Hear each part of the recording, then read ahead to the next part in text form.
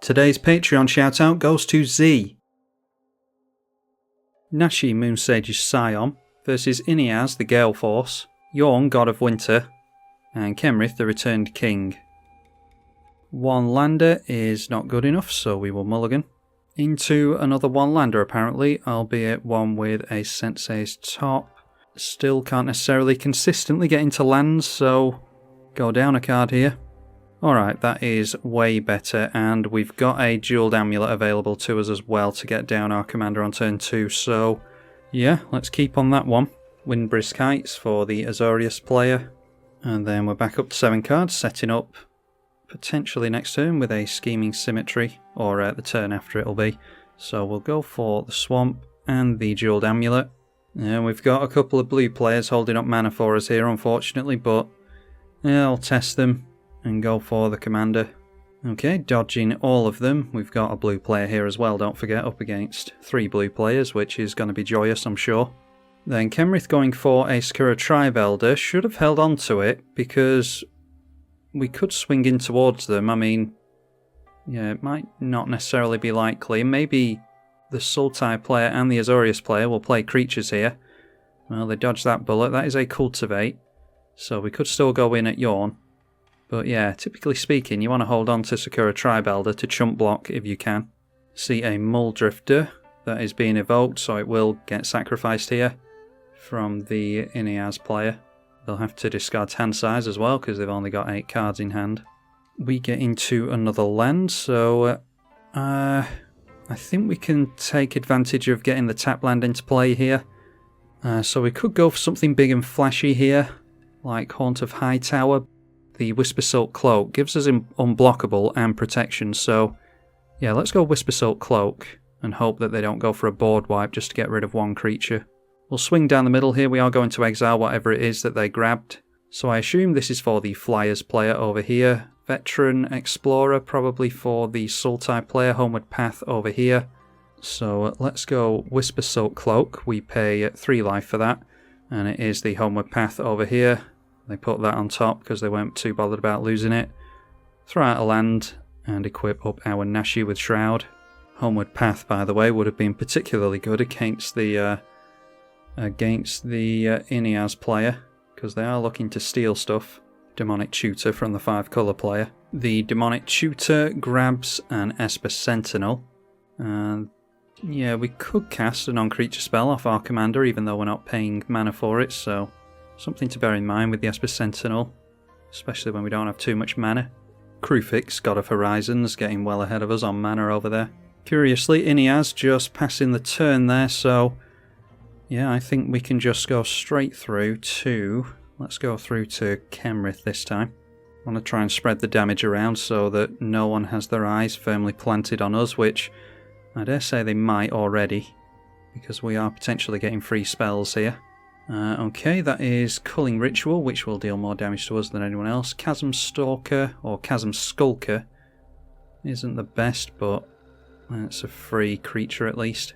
So let's go for the Skulker, and then get a tap land into play. And I think we're just holding up the Swift End and the Plumb the Forbidden. Worst case scenario, we can just go for the Jeweled Amulet and make a little bit of mana from that. Arcane Signet, so getting into the 5th mana for Kenrith. We see Jorn, God of Winter here. No means of haste at the moment, but that could soon change. Then playing out a Harrow, sacrificing a land and getting a couple in untapped. And just converting the extra mana into a couple of colourless, so making it clear to us that they're not holding up any counter magic over there. And we'll see what the flying player has. That is Thunderclap Wyvern. Creatures you control with flying get +1/+1. It's a 2/3 flyer itself. Yeah, I've wanted to make... They pushed Azorius Flyers for a while, and yeah, I was interested in making it myself, but never got round to it. So I'd be intrigued to see how good this deck is. And then going for Fairy Formation, which is just a flyer, and it creates a fairy token and draws as well. 5/4 body's pretty good. And now the 2-powered Wyvern going in towards the Snow player. So at the end step, we'll tap into the Jeweled Amulet, and we draw a card. That is Animate Dead, which I don't think is relevant to us at the moment. Could go for the Muldrifter with that, I suppose. There's a Sakura Tribe Elder as well to help us with mana. Should maybe swing in first before we decide anything else. So we'll swing in at the Snow player. I'm thinking we might have to go oubliette onto the Jorn. Once again, landing a hit with the Nashi. And okay, Vamp Tutor, a couple of lands and a Primal Druid. When it dies, search for a basic and put it into play tapped. Yeah, we need to decide what we're doing here. I obviously don't want to go for Vamp Tutor and Myriad Landscape. Yeah, I suppose we're waiting on the Myriad Landscape again here. Let's go oubliette onto the Jorn over there. We are going to give the 5 colour player a card as well, I think. And then Vamp Tutor, we're not going to make use of the Nashi with the Vamp Tutor, but we can set ourselves up for the next turn. So, what do we want here? Why don't we just try out something pretty unexciting like a Sol Ring? Yeah, and then we can hope to get into something more entertaining than that. Let's go Animate Dead onto the Muldrifter. That of course enters, and we draw a couple of cards, which does buff the Chasm Skulker. And we can pass the turn at that. Can't play out the Sol Ring because we missed a land this turn. And of course drew into one of the most expensive cards in the deck just to rub salt in the wound. Would have been really nice to hold up the Plumb the Forbidden as well, because I don't think anyone's going to go for a board wipe. Maybe the Snow player does. Alright, there's a Smothering Tithe, so good job we went for the Muldrifter before that. It was the Snow player's Vamp Tutor that we took, by the way. Vandal Blast going onto the Whisper Silk Cloak, so gonna struggle to get Nashi through potentially. Now the Crewfix has already made the 2 colourless mana on the previous turn, so the Sultai player does have additional mana here. Binding of the Old Gods most likely goes on to the oubliette, and that's exactly what it goes on, so the commander is going to phase back in here. It does not have Summoning Sickness, but it does come in tapped. And then it is Glacial Revelation. Reveal the top 6 cards, and you can put any Snow permanents from them into your hand. Only going up by 1 card there, though. They revealed the Pull from Tomorrow, which they do not get to keep. Deep Analysis. Toxic Deluge has been revealed, as has Reality Shift. It's the Greven Law, anyway, that they put in hand. The first treasure being made by the Smothering Tithe, because the Azorius player doesn't pay. And there is a Cleansing Nova, going for destroying all artifacts and enchantments, seemingly. So the Animate Dead will get rid of Muldrifter, because the Animate Dead dies, so does the Muldrifter. Esper Sentinel goes down. I was actually thinking of blowing that up myself, so that's pretty good. Yeah, not the worst Wrath that we could have seen, thankfully. Solemn Simulacrum, I mean, do we need to take a turn off and just start ramping here? I think it might be a good idea. Let's play the Sol Ring, which we can do freely thanks to the Sentinel going down. And then we'll play out the Solemn Simulacrum as well. Probably should have swung in with the Nashi actually before I started doing this, but yeah, we're not doing too well on mana, so hopefully we can catch up this turn. If we've got some spare mana next turn, can finally crack the Myriad Landscape as well. I will leave back the Squid Horror as a 5/5 blocker, and we will go in at... yeah, we'll go in... Not as worried about Kenrith now that the Smothering Tithe and the Sentinel have gone down. So, yeah, let's go in at Jorn. I think they're the biggest threat at the moment. Gonna be doubling up their mana next turn, most likely. Nashi triggering once more, still at 30 life, surprisingly. And speaking of life, we can gain some life back there with a Nighthawk Scavenger. Balagad Recovery could grab something back for us. There's a Conclave Mentor, which we don't really care about. Delusions of Mediocrity. You gain 10, and then when it leaves you lose 10. Not bothered about that. Argument to be made for us going for the Balagad Recovery onto the Whisper Silk Cloak. Yeah, that might be a good idea. We do have the Key to the City, though. Its card disadvantage is the problem. I'd rather not use that if we don't have to. Yeah, I'll go for the Balagad Recovery onto the Whisper Silk Cloak. Mana Crypt coming in for Kenrith, just as you thought their issues were high there with regards to mana. They do manage to get down their Kenrith, the Returned King. Haven't seen a 5th land from them. You're managing to untap with the Commander intact here. And that is Dead of Winter. All non-snow creatures get -X/-X until the end of the turn. I wonder if we're likely to land Rise of the Dark Realms. That's going to be risky. I mean, we've got Plumb the Forbidden with all the squid tokens now, so maybe could get into more Reanimator. And Kenrith decided to scoop to that, surprisingly, so that makes our Rise of the Dark Realms a lot worse. Yeah, I don't trust that we're not going to see counter magic from the Sultai player. So, yeah, let's put our commander back into the command zone. They are going to draw a bunch of cards with the Greven Law here, and it's, yeah, pretty likely that they'll get into a counter spell, I think. Anyway, drawing a card from the Solemn as well, we get some mana from the extra planar lens, so that might be our mana sorted. And that is Sarith, the Viper's Fang. A tapped creature gaining Death Touch and losing Hexproof. And they untap all of their snow stuff, swings in towards the open Azorius player, of course. Warden of Evo Sile. And that makes flying creatures cost 1 less. They get an Anthem into play as well with favourable winds. And round to our turn it comes. Okay, Kakusho is good. Only 2 cards in this player's hand. They didn't go for the Greven Law yet. Let's try and land this extra mana with extra planar lens. Worst case scenario, it gets countered, but it does not get countered, thankfully. So with the imprinting on the stack, we are going to get some extra mana. So hopefully we'll keep that long enough to go Rise of the Dark Realms. Let's finally crack the Myriad Landscape. That's been a thorn in my side for a while now, so crack that. Try and set up for Rise of the Dark Realms in the next turn or two. And then we've got 4 mana available to us, so I'm just holding up Murderous Rider and the Plumb the Forbidden, I think. I'm hoping that the Sultai player is going to completely tap out into Kruphix, in which case we'll be able to blow up the Jorn. So they're tapping a bunch of mana into something here, which means that they are not holding up their counter magic. And that is Epiphany at the Drown Yard. X is 10. So now is the chance for us to go Swift End. Ah, of course, it has Hexproof, doesn't it? Ugh. Yeah, completely forgot about that. It does untap itself, doesn't it? So we'll let them draw a bunch here. They are pointing themselves at the flying player. So we see Erebos. A Lightning Greaves might be able to... might be able to have them equip that to their green creature that's protecting their commander currently, and in response we can go for the Swift End.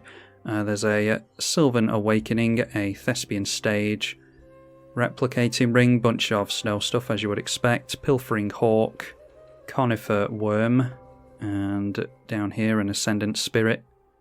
So you can see how they've split the pile up here. And they put the pile that has Ascendant Spirit, so they took the top pile, I think it was. Anyway, going up to 9 cards in hand. First playing out the Lightning Greaves. And we'll try and get some counter magic out of their hand here, because I assume that that is going here. First going for Sword of the Animist. So hopefully they equip the Sword of the Animist here, and then go for the Lightning Greaves, because that will waste even more of their mana. Nope, going for it onto their commander.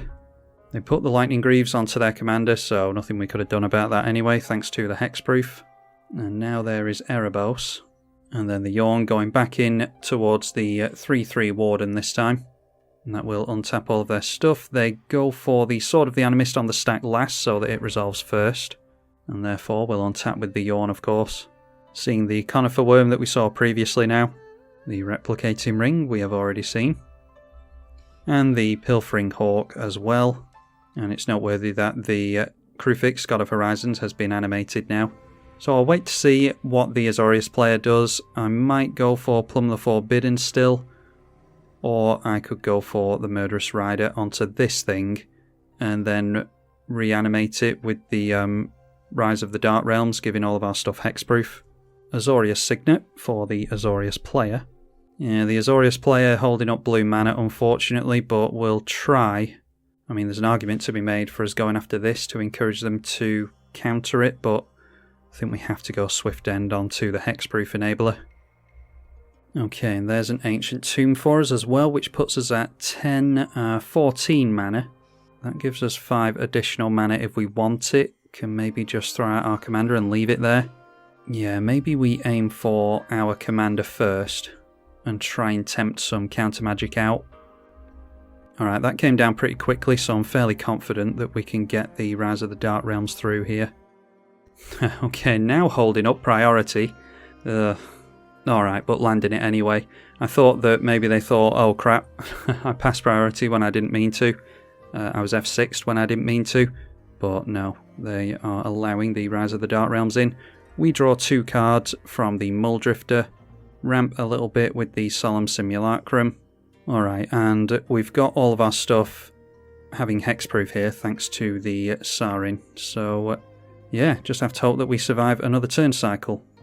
Drew into Peer into the Abyss and Expedition Map, by the way, which, yeah, be pretty good with Cabal Coffers at the moment. Replicating Ring, getting that counter on it. They need 6 on here, I think. Oh no, it needs 8 night counters on it, so not too likely. Sakura Tribelder for some more snow mana. Down to the last card, which I'm pretty sure we haven't missed the Graven Law. So that should be what's in their hand. Tapping a whole heap of mana, so most likely just dumping that into the Crucifix before swinging in with the Jorn. They've still got pretty easy attacks thanks to the Azorius player. Could be holding up Ether Eyes or something like that though. The Lightning Greaves going over to the Conifer Worm. Oh, it does have Trample. Unfortunately has Trample. So that jumps up to a 68-68 and likely goes in after us. Can't block and then tap down any creatures, unfortunately. So the Jorn goes in at the Azorius player, and as you would expect, we get the 68-68. Jorn going to untap all the stuff and get a Rampant Growth from the sword first. And untapping all the stuff, making the Conifer Worm even bigger. Got my hopes up there. The Generous Gift going onto the Jorn, and not onto the Conifer Worm. They can't because it has Shroud, so yeah, unfortunately we are going to lose here to the Worm. They drew a card from the Erebos there as well. Just started to get into our stride in the last turn or two, but the Jorn player being too fast for us there. Couldn't have blown this up with the Swift End anyway because it had hexproof, so I don't feel too bad about losing that one. And it's been a good showing from Jorn. In comes the Jorn again, and it's going to be an uphill battle for the Inniaz player. Drawing a card once again from Erebos, so they go down to 23 and 4 cards in hand. 9 lives from Inniaz. And then a Lich's Tomb. You don't lose the game for having 0 or less life. Whenever you lose life, sacrifice a permanent for each 1 life you lost. Alright. So kind of like a Zedru-esque deck that they've built here. Pretty much reliant on the 9 lives at this point. You'd have to assume that the Sultai player is going to hunt for Cyclonic Rift or something like that. They have snuck out a Scrying Sheets at some point, which I'm not sure they've had until now. Wilderness Reclamation is going to allow them to flow even more mana with the Crucifix. Then equipping the Sword of the Animist onto the Jorn, and wow, the Azorius player deciding to scoop there. That's a real shame. I was hoping that we might have a chance of seeing a bit of a comeback here thanks to both 9 lives and the Lich's Tomb. Yeah, they wouldn't have taken any life because the damage would be prevented from 9 lives, so yeah, not sure what the plan there was. The Snow player revealing a Blood on the Snow, which wouldn't necessarily have helped them there, and could have dumped a bunch of life into that to have them draw cards. Yeah, couldn't have avoided this, I don't think, because this is damage, yeah, whereas this is loss of life, which is a subtle difference. That's where the Lich's Tomb would have come into play, and I dare say when Lich's Tomb was online they would have lost from sacrificing all the lands and stuff. They don't have too many permanents in play. So yeah, likely that they lost to the Damnable Pact anyway. Anyhow, hopefully you all enjoyed that one. It wasn't the best showing for our commander, but we started to get a little bit of stuff going towards the end there. Main thing that I was excited about on this game was the Jorn. Got a really cool Jorn showing, so hopefully you all enjoyed that. I'm tribalkai on the EDH channel. Thank you for watching.